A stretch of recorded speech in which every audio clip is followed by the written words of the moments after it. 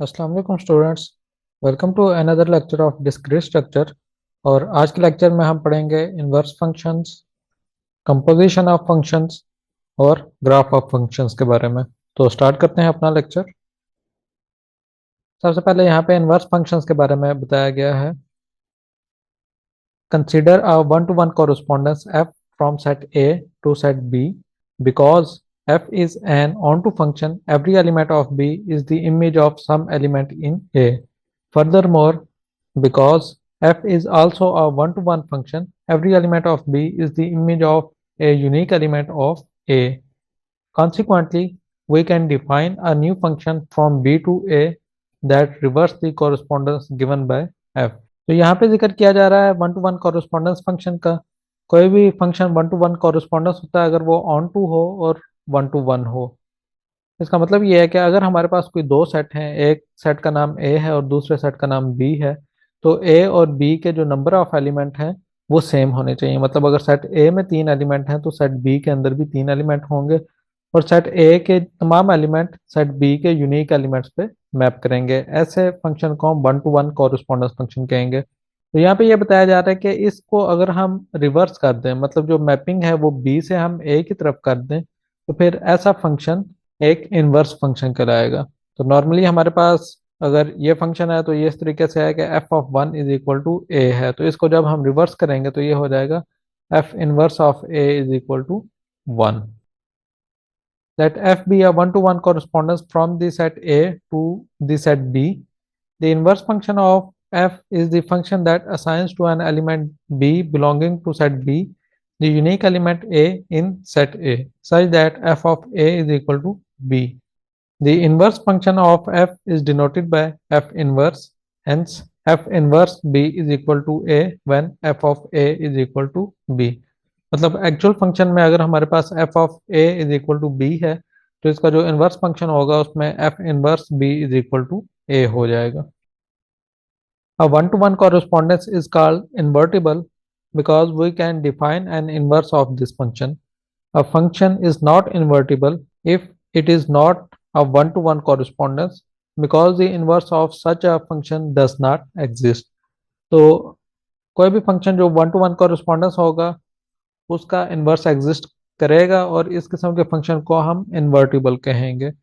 और कोई ऐसा फंक्शन जो कि वन टू वन कॉरेस्पॉन्डेंस नहीं है वो नॉट इन्वर्टिबल होगा, क्योंकि उसका इन्वर्स एग्जिस्ट नहीं कर सकता। यहाँ पे फिर इसकी कुछ एग्जांपल दी हुई हैं। Let f be the function from set A B C to set one two three such that f of a is equal to 2, f of b is equal to 3, and f of c is equal to 1. Is f invertible?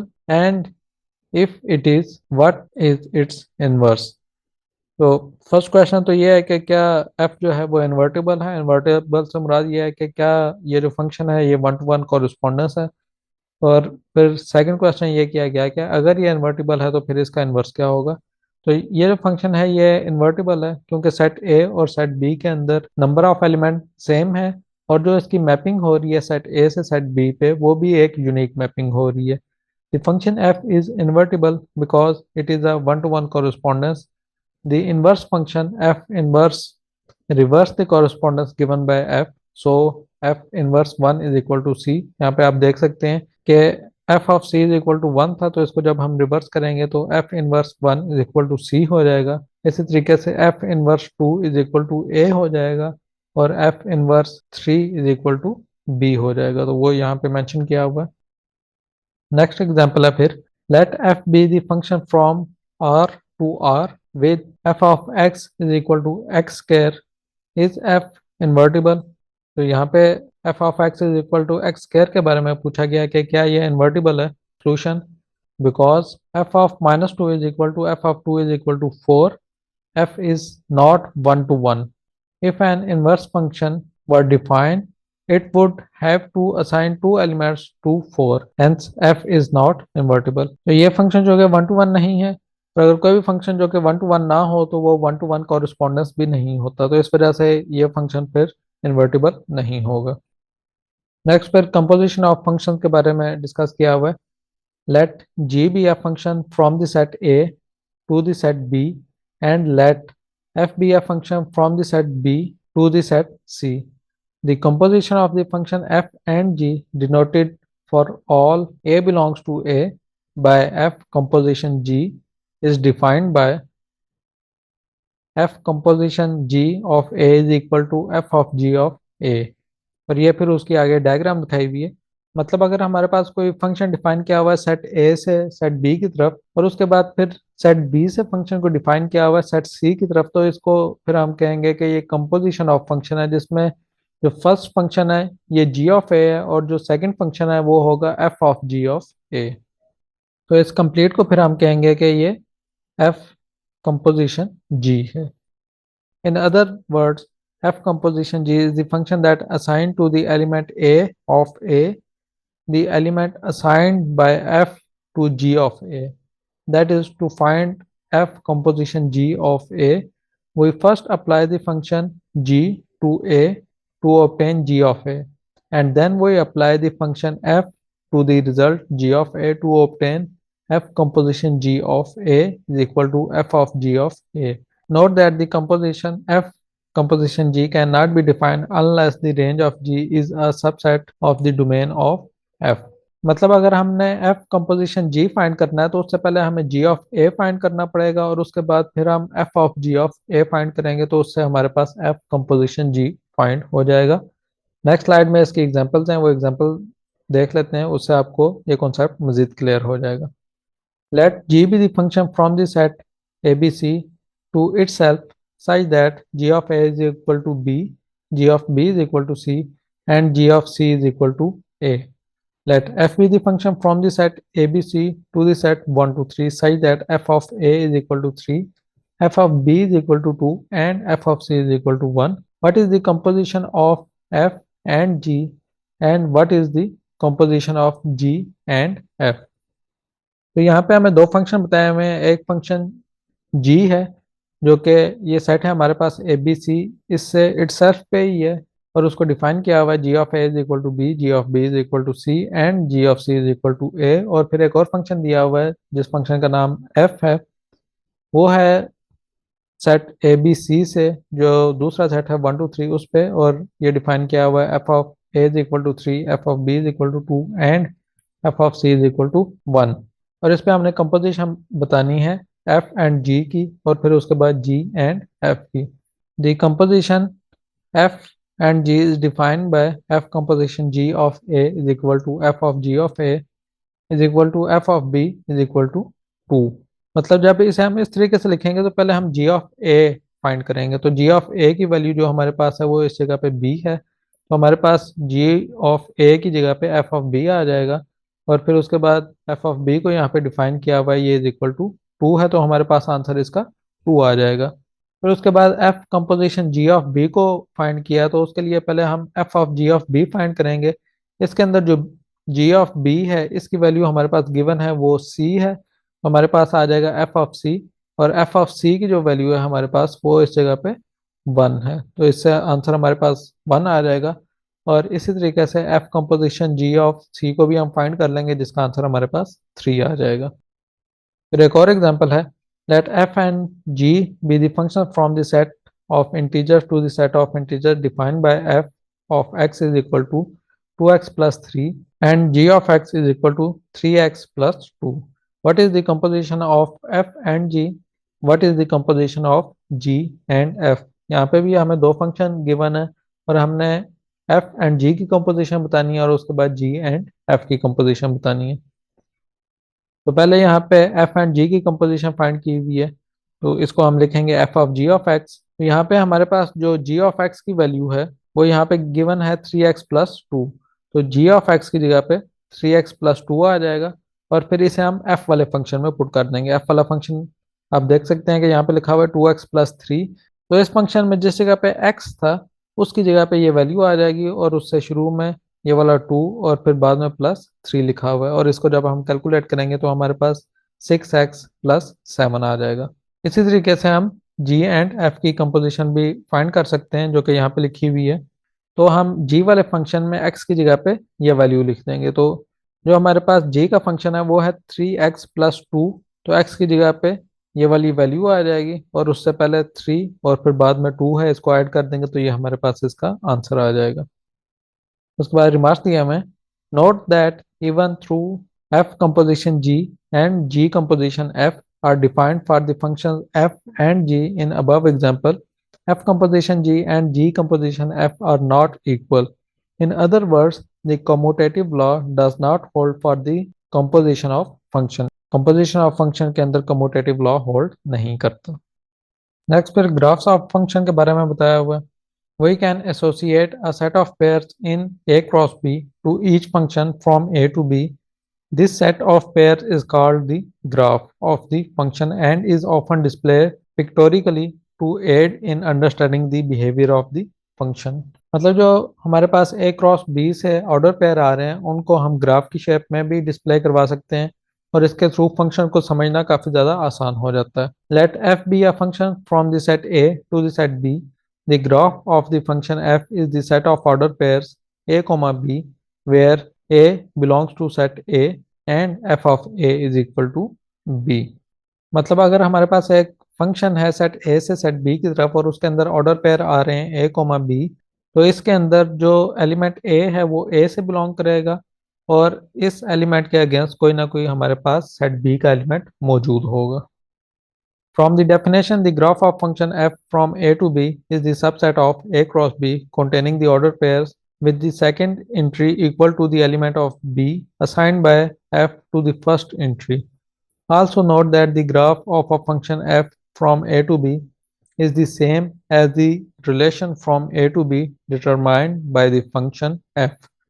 तो वही बात repeat की हुई है कि हमारे पास order pair होंगे ए cross B का और ये किसी ना किसी फंक्शन के थ्रू हमारे पास ऑर्डर पेयर आएंगे और इसके अंदर हमारे पास जो ऑर्डर पेयर का एलिमेंट ए है वो जब हम फंक्शन में अप्लाई करेंगे तो सेट बी का हमारे पास उसके अगेंस्ट कोई ना कोई एलिमेंट आ रहा होगा।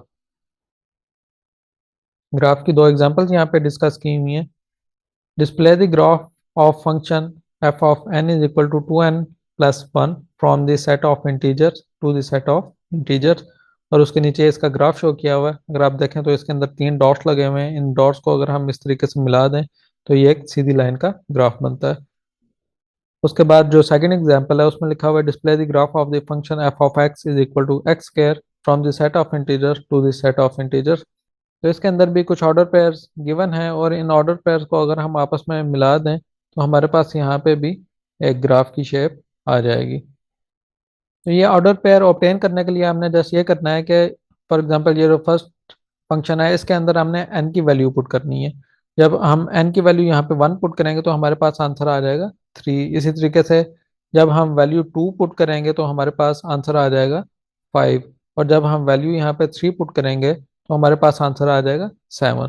मतलब जो फर्स्ट ऑर्डर पेयर आ रहा है हमारे पास वो है 1,3, सेकेंड ऑर्डर पेयर है हमारे पास 2,5 और जब हमने वैल्यू 3 पुट की थी तो आंसर 7 आया था। तो इस तरीके से थर्ड ऑर्डर पेयर हो जाएगा 3,7। वो आप यहाँ पे देख भी सकते हैं। ये वाला फर्स्ट ऑर्डर पेयर है जिसके अंदर x की वैल्यू 1 है और y की वैल्यू 3 है, ये सेकंड ऑर्डर पेयर है। और जो ये वाला ऑर्डर पेयर है इसमें n की जगह पे 0 पुट किया हुआ है, तो जब हम n की जगह पे 0 पुट करेंगे तो हमारे पास जो ऑर्डर पेयर आएगा वो होगा 0,1, तो वो यहाँ पे है। और फिर जब इन तीन को हम कंबाइन करेंगे तो हमारे पास एक ग्राफ की शेप आ जाएगी। इस तरीके से जो ये सेकंड फंक्शन है इसमें जब हम x की जगह पे 0 पुट करेंगे तो 0 का स्क्वायर इज इक्वल टू 0 होता है, तो हमारे पास फर्स्ट ऑर्डर पेयर 0,0 आ जाएगा। जब हम x की जगह पे 1 पुट करेंगे तो 1 का स्क्वायर भी 1 होता है, तो हमारे पास 1,1 का ऑर्डर पेयर आ जाएगा। इस तरीके से x की जगह पे जब हम 2 पुट करेंगे तो हमारे पास जो आंसर है वो 4 आ जाएगा। तो यहाँ पे आप देख सकते हैं 2,4 आया हुआ है। इस तरीके से जब हम नेगेटिव वैल्यूज पुट करेंगे x की तब भी हमारे पास कुछ ऑर्डर पेयर आ रहे होंगे और इनको कंबाइन करने से हमारे पास एक ग्राफ की शेप कंप्लीट हो जाएगी। यहाँ पे फिर फ्लोर और सीलिंग फंक्शंस के बारे में बताया हुआ है। The floor function assigned to the real number x to the largest integer that is less than or equal to x. The value of the floor function at x is denoted by x floor.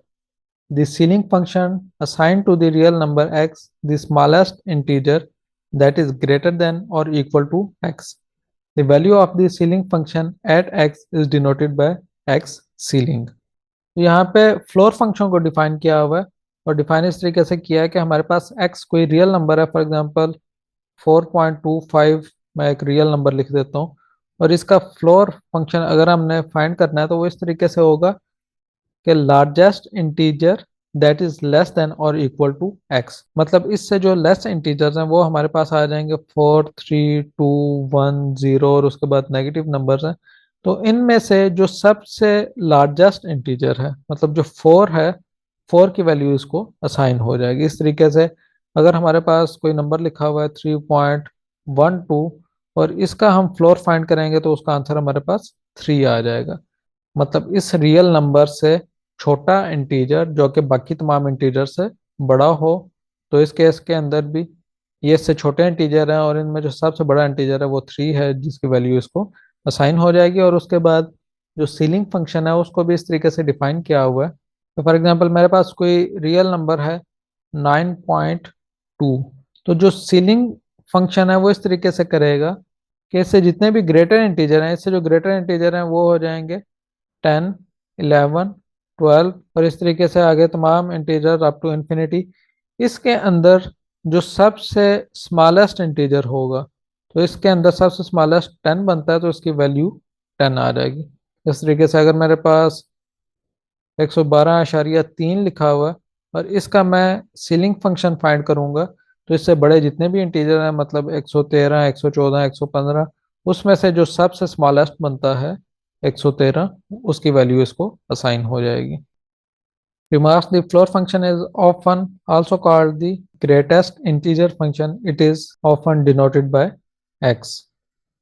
Floor function को greatest integer function भी कहा जाता है और इसको इस तरीके से भी हम डिनोट कर सकते हैं। There are some values of the floor and ceiling function. यहाँ पे कुछ वैल्यूज दी हुई हैं। 1/2, इसका अगर हम फ्लोर फाइंड करेंगे तो ये वैल्यू चूंकि हमारे पास बनती है 0.5, तो 0.5 का जो फ्लोर है वो 0 हो जाएगा। मतलब इससे छोटा इंटीजर 0 बनता है, तो 0 इसकी वैल्यू आ जाएगी। इस तरीके से अगर इसी का हम सीलिंग फाइंड करेंगे 0.5 का, तो इससे जो नेक्स्ट इंटीजर है वो 1 बनता है, तो वो इसकी वैल्यू आ जाएगी। इस तरीके से -0.5 का अगर हम फ्लोर फंक्शन फाइंड करेंगे तो -1 आ जाएगा और इसका सीलिंग फंक्शन फाइंड करेंगे तो वो 0 आ जाएगा। 3.1 का फ्लोर फंक्शन 3 होगा और इसका सीलिंग फंक्शन जो है वो 4 हो जाएगा। और इस तरीके से अगर 7 होगा तो 7 का सीलिंग भी 7 होगा और इसका फ्लोर भी 7 होगा। तो इसके साथ ही हमारा आज का लेक्चर एंड होता है। इस लेक्चर में अगर आपको कोई भी कंफ्यूजन हो तो आप कमेंट सेक्शन के अंदर पूछ सकते हैं। और अगर आपने अभी तक इस वीडियो को लाइक नहीं किया तो वीडियो को लाइक कर दें और इस चैनल को सब्सक्राइब कर दें। मिलेंगे इंशाल्लाह नेक्स्ट लेक्चर में, तब तक अल्लाह हाफिज़।